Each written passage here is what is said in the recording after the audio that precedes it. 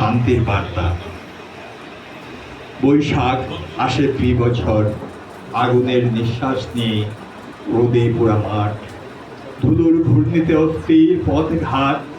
তবু তার হাতে থাকুক এক গোপন খাম, যেখানে লেখা থাকবে মানুষের জন্য শান্তির বার্তা। এই চিঠিতে থাকবে না কোনো অভিযোগ, এমনকি পুরনো হিসেবের কোনো দায় নয়।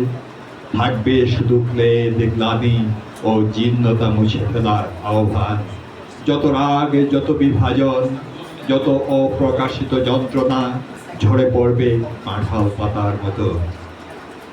বৈশাখ যখন দরজায় কড়া নাড়বে, সে তখন শুধু ঋতু থাকবে না, হয়ে উঠবে ক্লান্ত ডাকপিয়ন। পৃথিবীর প্রতিটি উঠোনে ঘামের ভেতর রেখে যাবে এক চিলতে নির্মল বাতাস আর সহনশীলতার ছায়া। আমরা কি সেই চিঠি খুলে পড়ব, নাকি দেশলায় বাক্সের মতো জমানো আগুনের ভয়ে বন্ধ রাখবো খাম?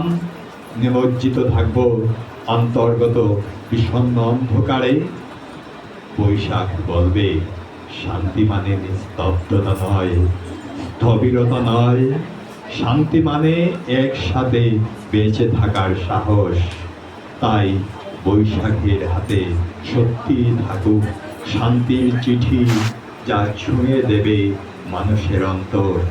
ঝড়ের মধ্যেও শেখাবে কিভাবে ভালোবাসা বাঁচিয়ে রাখতে হয়।